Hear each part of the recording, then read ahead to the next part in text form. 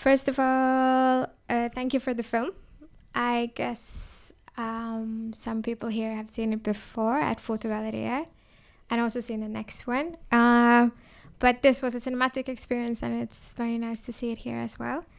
And Celia also mentioned in the introduction that this film and the next film is also part of a larger project, a research project, which is called Amor Rojo, or Red Love. And it's about the life and work of Alexandra Kollontai we meet here. And I was just wondering if you can tell us about this project and how you got interested in her. Yes, well, the project has been going on for so long, since 2018, so it has kind of drifted. It indeed started as I tried to understand why the legacy of Alexandra Kollontai seemed to be so important in Spanish-speaking countries or Latin America in general, that includes Brazil. So I tried to understand what was the journey of Alexandra Kollontai into this. He also went into the Pacific, so I concentrated on this and I wanted to know the story of the publishing of the works of Kollontai. And as I was going into this, then the project, of course, opened up to the relation between socialism and feminism, which is a very conflictive relation. And finally, it went into a kind of a study of disenchantment, which is a way to concentrate the relation between socialism and feminism is disenchantment. And how, in fact, this disenchantment was kind of a very important emotion for present-day transfeminism, and how this manifested in the mood of a new wave, which by now maybe there are 2 or 3 waves that have been going on since 2015, which I think has its center, but not only in South America or Latin America, to be more precise, and it has specific characteristics which are very interesting. And so in a way, this is how the project drifted into understanding the legacy. Now is 100 years. Kollontai speaks to us mostly between 1917 and 1922. So it's 100 years since this enormous work that she did. What she fought for, it's still not won. It's still going, it still has to be fought. And I just wanted to understand what had happened in these 100 years.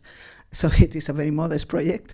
Yeah, but for me also, while watching the film in the beginning, you see that you go into the archives and you go swift through all of these posters and flyers and letters, and when you read them aloud, and we get to see like what kind of lectures and what kind of conversations they were having 100 years ago. Then for me now, 100 years later, it seems like something that I could have gone to that lecture. I could have been like interested in that conversation. So we're still kind of talking about either it's cyclical or we're still going in that direction. So yeah. Yes, exactly. And I mean, there are of course new components, but there are a lot of parallelism. So now, for instance, the mainly, and this is what comes in the second film. This is mostly the transfeminism, which means the trans-inclusive feminism, but also, of course, if Kollontai was introducing the notion of class in feminists, that made that she refused flatly to collaborate with bourgeois feminism. That is also kind of comparison of with liberal feminism, what she called at that time bourgeois feminism. So introduced the variant of class when you add class to race, which is, of course, something that happens in the 70s, and there comes the non-white feminism, there are a lot of parallelisms that can be done between proletarian feminism and non-white or black feminism.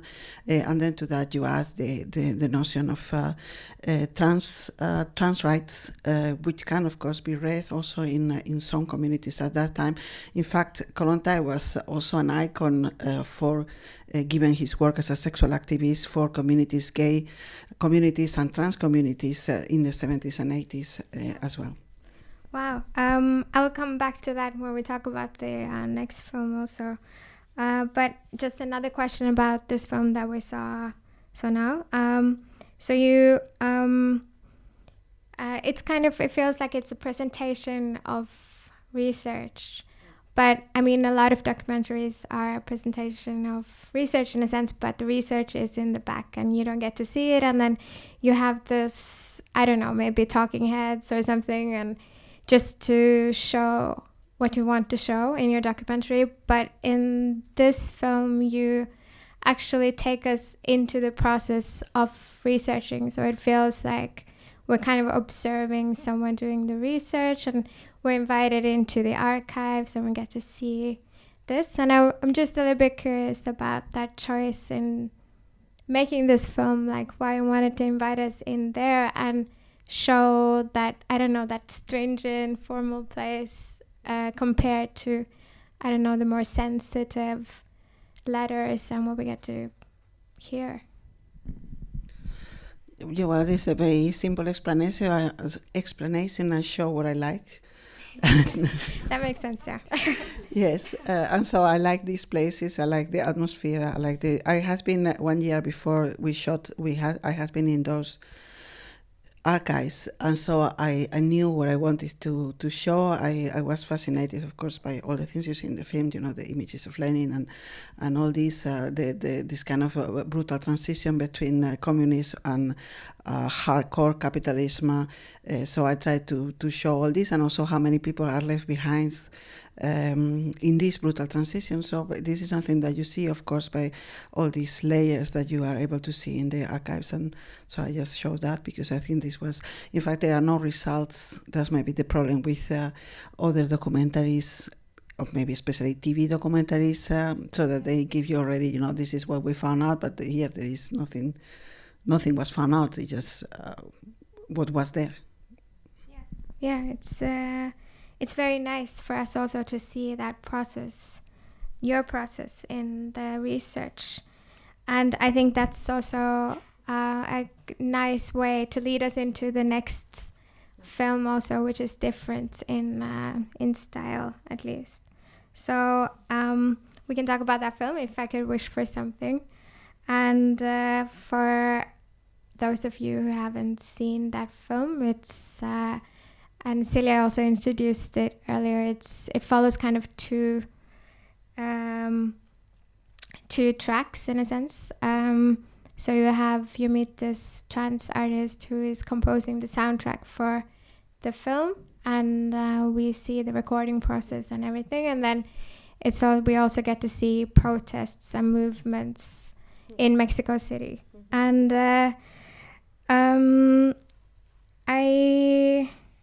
I think the first time I watched the film, I thought, yeah, okay, there's like these two tracks, but they're actually very much playing into each other throughout the whole film. So if you can say something about that, how they are related to each other, these two. Yeah. Yes, well, this at the beginning, I wanted to go to Mexico to film the demonstrations. This was not possible because of the pandemic. Then we are a team, so this work is made by a team of 5 people, 4 of which are Mexican, and me. One of them is Rina Ortiz, that you also see in the first film that goes all through the archives, and then there are 3 younger Mexican researchers, and so they came up with the idea, since the demonstrations have been filmed so much by everybody, why don't we ask activists, journalists for their own rushes, and so we can use that as material. So this is how that year passed by, getting from I think up to 12 people, different older films, and then editing these films.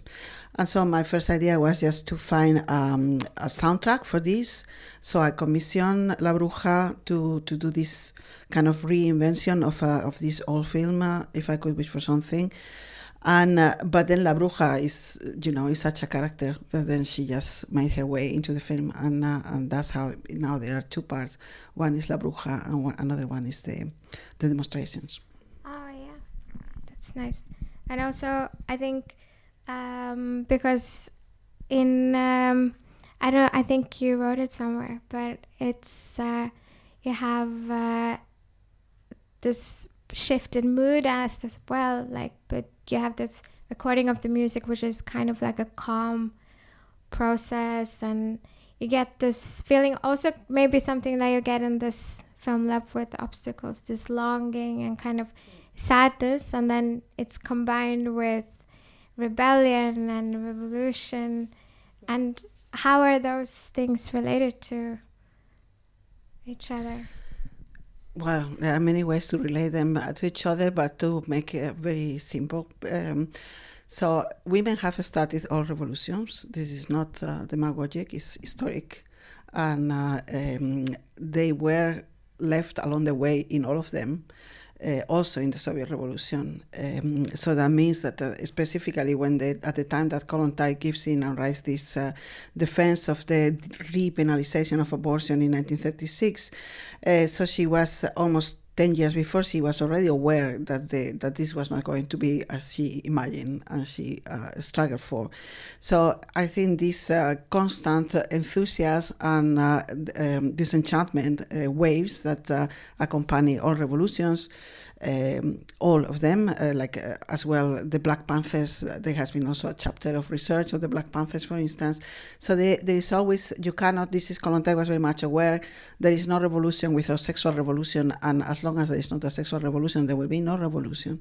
So in that sense, at a certain point, and I think maybe we are at that point, then you realize that actually you just can't wait for the revolution to fulfill the promise, so you just have to push your way into it. And so that's why I kind of really enjoy the demonstrations as you see them in the film, because somehow it is like this, we are not waiting any longer. So that was it. It's happening now. Yeah. And yes, so that's a bit there. I think also like communicating protests and revolution, or, it's very under-communicated in a sense. You don't always get to see these protests in the news. They're neglected a lot of times. So having these recordings and getting to see them is also kind of a protest in itself in that way. I was also wondering if you could tell more about the protests that we see. You said that they were happening right now. Which movements they are and what they're fighting for. Yes, well, what is presented in the film, in the second film, as one day, is in fact 5 years. So there are many different demonstrations belonging to this. Most of it is the March 8th, but there is also the 25th of November, which is the day of against violence, or against violence against women. No, against violence against women, yes. And then there are also some specific demonstrations for specific facts, like, for instance, there was the case of the police raping someone who went to denounce a rape.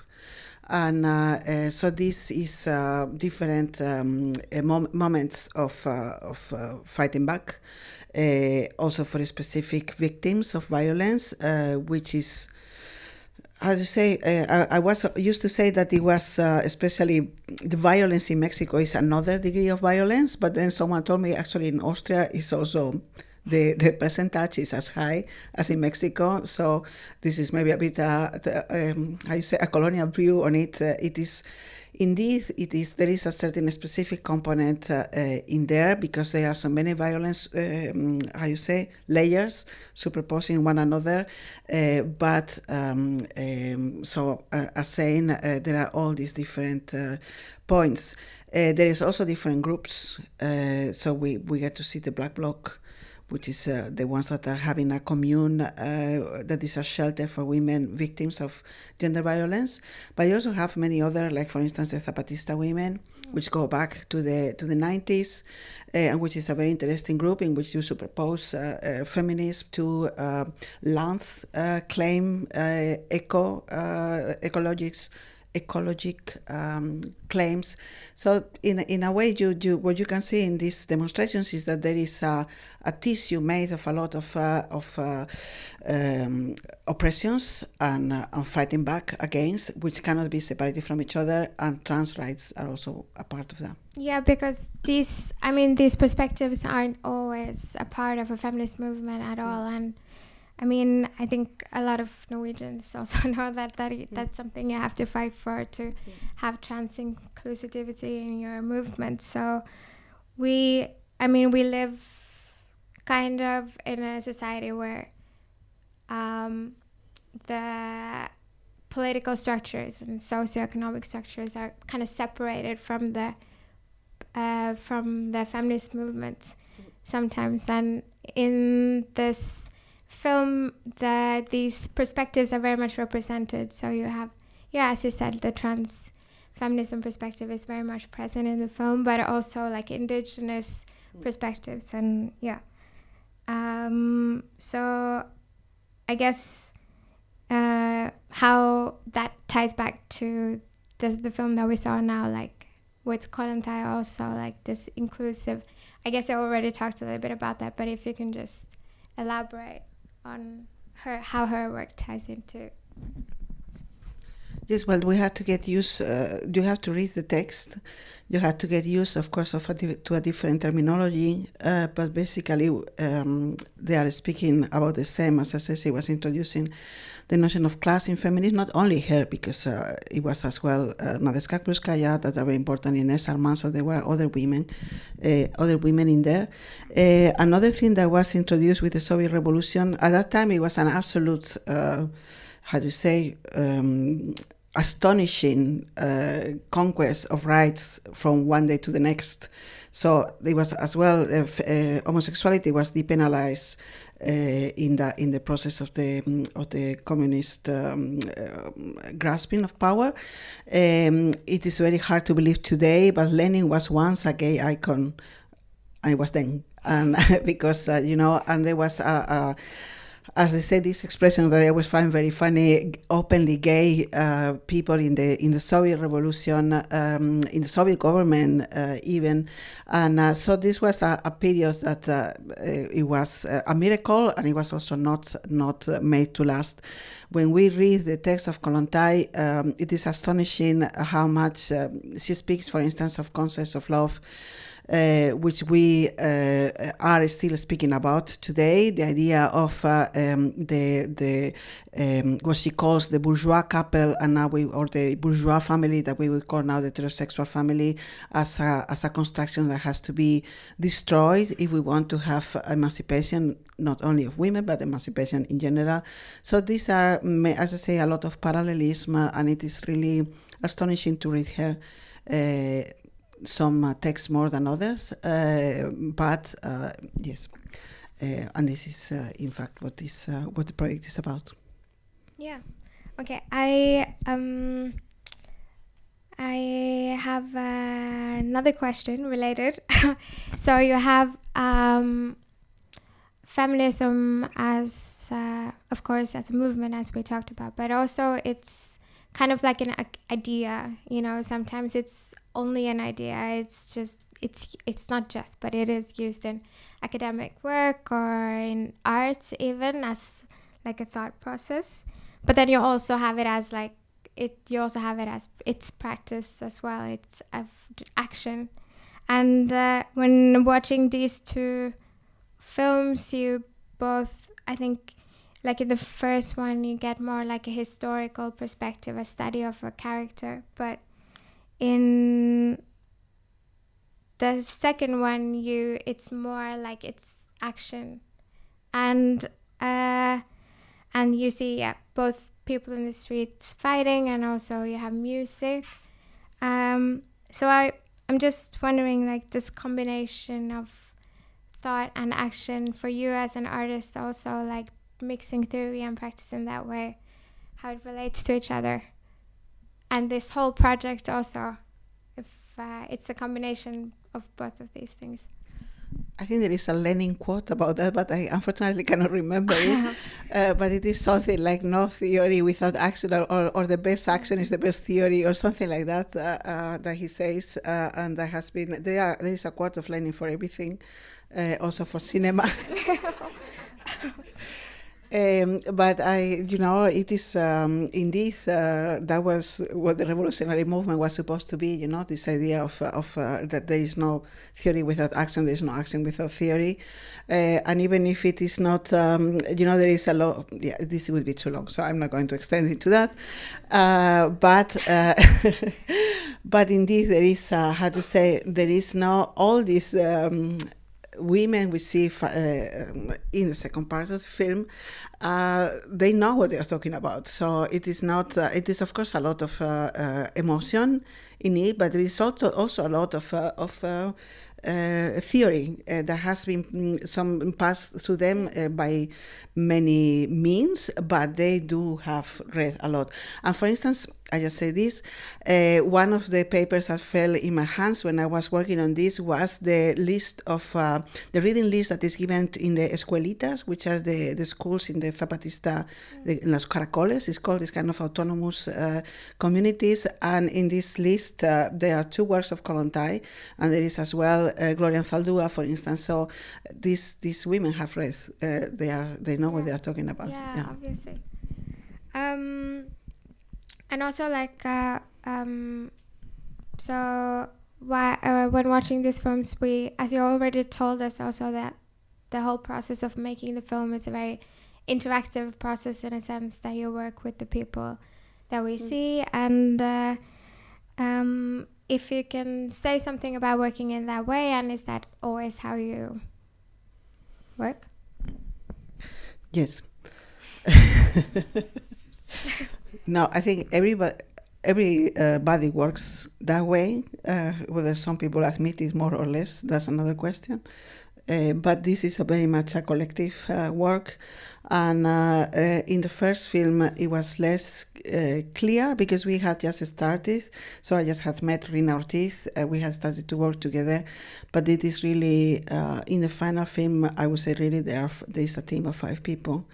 In the research and also in the determining the direction of the work. So yes, it is a collective work, and yes, I always work that way. Yeah. And so you said in the beginning that Amor Rojo is this bigger project, and what's next? Yes, so I'm going to Mexico next week. And then we are supposed to film, because there is, for money reasons and grant reasons and all this, we have to finish something at the end of this year. So there are a lot of things that have to be finished, in the sense that roads or paths that were open that have to be completed, and so that's what the last part is going to be. And the final film, it is not a third part really, but it is a reordering of footage that comes from these other 2 films as well. Okay, so you're not going to include both of these films in that, but make a new one. Yeah. Okay, nice. Then we're looking forward to that. I think that's all the questions I had. Do we have time for? Yeah, we have time for a couple of questions from the audience, if there are any. We have a microphone. You don't have to need it. Use it. Anyone has a question or a thought or something they want to share? Okay, actually, I have one. It's maybe a little bit from more like a film theory, strategy perspective. I was just really curious to hear more about your interest in like the film medium, or your entrance into film in a way. If you are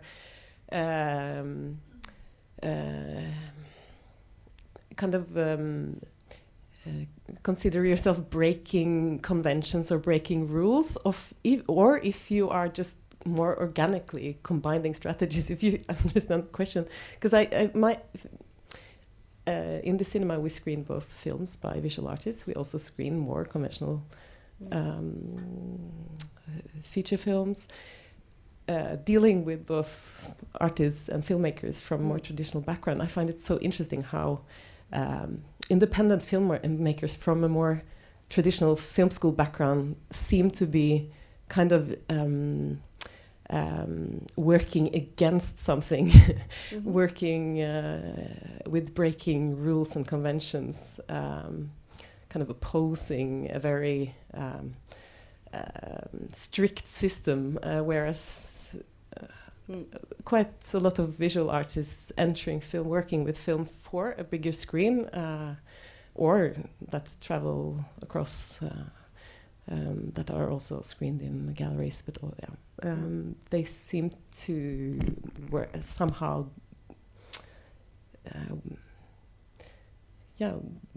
work more organically.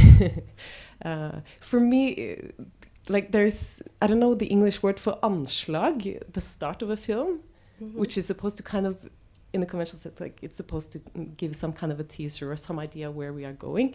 I find it super interesting how long your anslag is and how kind of nerdy and very, very undramatic in a way.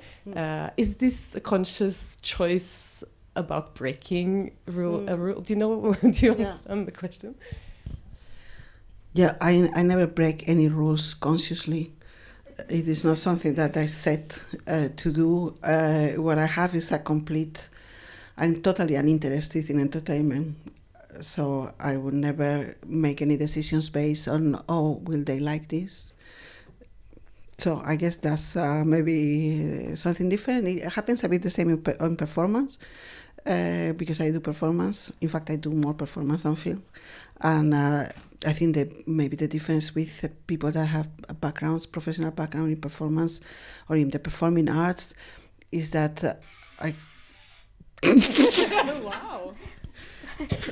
That was carefully scripted.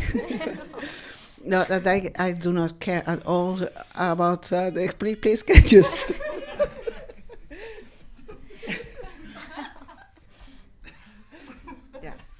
we don't care. I don't care about people enjoying themselves.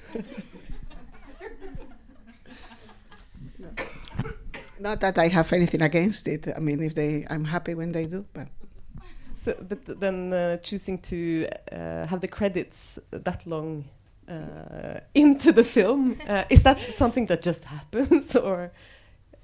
Yes, I just thought that was a great place to put the credits. Can I follow up with a similar question about a specific choice? I was also wondering about the use of black and white on the people from today. Yes, well, I think it's a bit, it didn't turn out so well, but the idea was to create this kind of anachrony where you don't know really where it belongs. Yeah. I was a bit unsuccessful in that path because there is a very interesting path about Soviet science fiction. In this idea of how would it be in fact, communism never happened because it was supposed to happen in the 70s. It didn't happen. And these visions that they had of how communism would be after the class struggle was over, it is quite fascinating to know how they imagine it. And so I tried to have this kind of anachrony. I think it didn't work so well as I wanted. Yeah. Maybe in the future I will be better. But it was kind of a sci-fi feeling about it because you also have this, it's black and white, and then buildings, and then you also have them moving in places of transit, which is also very like, transportation is very much like a sci-fi thing also. So yes, and I thought it was funny to speak about this where there is not anymore, where you don't have to work anymore for others, and then they have all these people that obviously, they have very, terrible capitalist lives. I guess that's what we had time for. Yes, thank you very much, both of you. And then the next one will be starting in, let's say 8 o'clock? Okay. Thank you so much.